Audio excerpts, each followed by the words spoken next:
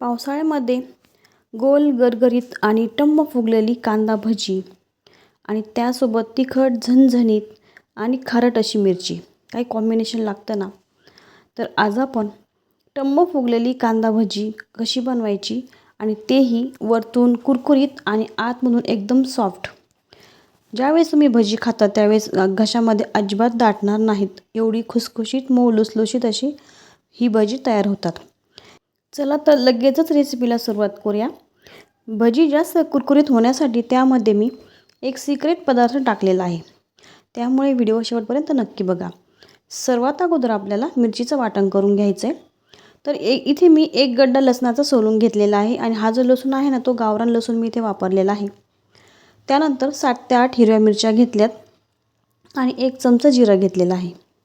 हे तिन्ही जिन्नस एकत्रित करून आपल्याला बारीक वाटून घ्यायचे. तर इथे बघा, मी 4 मीडियम साईजचे कांदे अगदी बारीक चिरून घेतलेले आहेत. या भज्यांसाठी पातळ उभा कांदा अजिबात चिरायचा नाही आहे, बारीक चिरलेला कांदाच आपल्याला वापरायचा आहे. त्यामध्ये मी वाटलेली मिरची टाकून घेतली आणि त्यानंतर 1 मोठा चमचा भरून ओवा घेतला होता, तो हातावर अशा पद्धतीने चोळून मी टाकलेला आहे. त्यानंतर बारीक चिरलेली कोथिंबीर टाकली. कोथिंबीर भरपूर टाकलेली आहे, अगदी मूठ भरून कोथिंबीर यामध्ये टाकायची आहे. त्यानंतर 2 वाट्या बेसन पीठ घेतलं होतं. तर वाटीनेच मोजून मी घेतलं होतं, पण चाळणीने चाळून घेतलेलं आहे. नेहमी बेसन पीठ जे आहे ते चाळूनच यामध्ये वापरायचे. आणि 1 छोटासा चमचा मी यामध्ये खाण्याचा सोडा टाकला आहे. आणि हा सिक्रेट पदार्थ म्हणजे तांदळाचं पीठ. तर मी ते 3 चमचे तांदळाचं पीठ वापरलेलं आहे.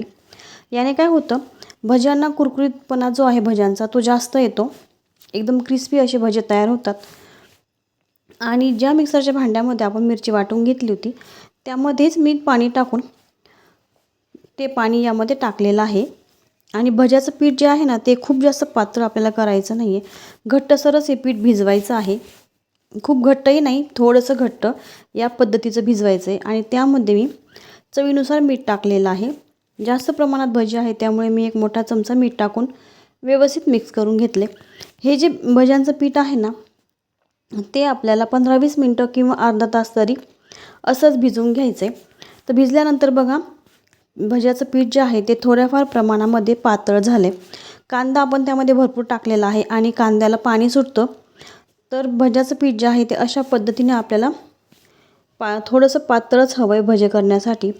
तेल व्यवस्थित गरम करून घ्यायचं आणि त्यानंतर पटापट आपल्याला तेलामध्ये भजे सोडून घ्यायचे. भजे तेलामध्ये सोडल्यानंतर लगेचच ते हलवायचे नाहीत, थोडेसे सेट होऊ द्यायचे आणि त्यानंतरच त्याला पलटी करून घ्यायचं आहे. तर भजे टाकत असताना गॅसची फ्लेम जी आहे ती मी फास्ट ठेवली होती आणि भजे त्यामध्ये टाकल्यानंतर मीडियम फ्लेम करून आपल्याला सोनेरी रंग येईपर्यंत भजे व्यवस्थित तळून घ्यायचे. तर कंटिन्यू आपल्याला भजे खालीवर करून घ्यायचे, जेणेकरून भज्यांचा जो कलर आहे तो सर्व बाजूला एकसारखा येईल. तर पहिली बॅच इथे तळून झालेली आहे. आता मी दुसरी बॅच इथे टाकलेली आहे कढईमध्ये. तर गोल भजी येण्यासाठी बारीक कांदाच आपल्याला चिरून घ्यायचा आहे, हे लक्षात ठेवायचं. आणि भज्यांना जास्तीत जास्त क्रिस्पीपणा यावा त्यासाठी आपण त्यामध्ये तांदळाचं पीठ वापरलेलं आहे. तर हे भज्या आता इथे तळून झालेले आहेत आणि भज्यांसोबत मिरची तर हवीच ना, तर मिरची देखील मी इथे तळून घेतलेली आहेत. तर इथे तयार झालेत आपले टम्म फुगलेले गोल गरगरीत असे कांदा भजे. हे जे भजे आहेत ना, ते आपण पुरणपोळीच्या स्वयंपाकामध्ये आवर्जून करतो, तेच हे भजे आहेत.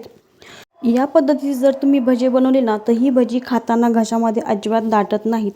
आतमधून एकदम मऊ लुसलुशीत अशी भजी तयार झालेली आहेत आणि वरतून एकदम क्रिस्पी. तर आजचा जर व्हिडिओ तुम्हाला आवडला असेल तर व्हिडिओला लाईक करा, शेअर करा आणि जर तुम्ही चॅनलवर नवीन असाल तर चॅनल देखील नक्की सबस्क्राईब करा. पुन्हा भेटूया नवीन व्हिडिओसोबत, तोपर्यंत धन्यवाद.